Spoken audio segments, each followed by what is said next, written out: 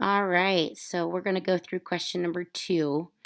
In question number 1, we ended up with a graph that passed through the following points that I'm marking off right now.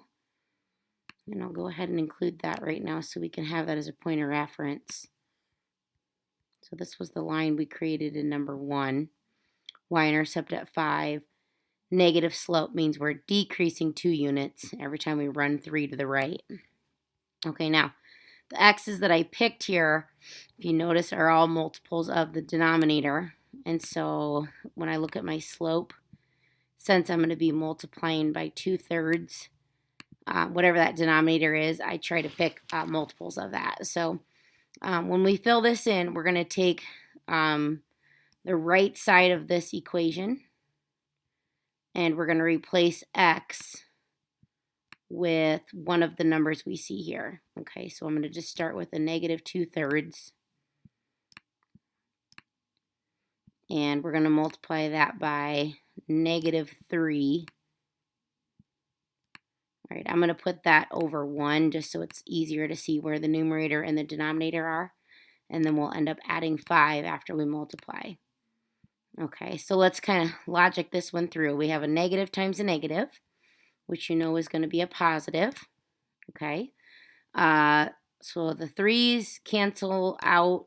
Essentially, 3 divided by 3 is 1. 3 divided by 3 is 1. So we end up with a negative times a negative, which is a positive. 2 times 1 is 2. And then we're going to add 5. And so that would be 7 for the output. Okay, so how could you tell on the quiz if you got this right? Well, think of finding this as an ordered pair. So negative 3, comma 7. If I start at my origin and count back 3 and up 7, 1, 2, 3, 4, 5, 6, 7, that point should be on the line because this point serves as an input of negative 3 and an output of 7. Okay, we'll do the same thing with 0. This one's a little easier to do. So negative 2/3 times 0 would be 0 plus 5 is going to give us 5.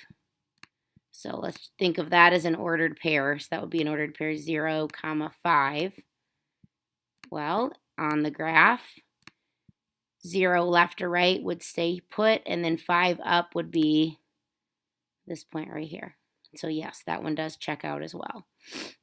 All right, for 3, it's a very similar concept. So negative 2/3 times 3 over 1.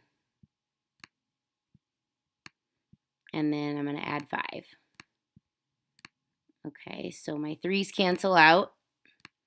So negative 2 is in the numerator.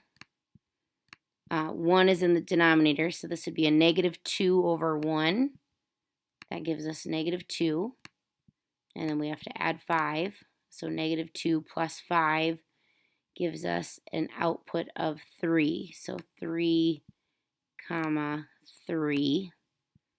And again, I'm just going to check the graph. Over 3, up 3, boom, there's another point. It's on the line, so I know I did my graph right, and I know I did my input-output function table correctly. All right, let's do the last one here. So negative 2/3 times 6, and again, I'm going to put that as 6 over 1, and then we have to add 5 when we're done. Okay, so I always like to reduce first. The 6 and the 3 reduce. 3 goes into 6 twice. 3 goes into 3 once.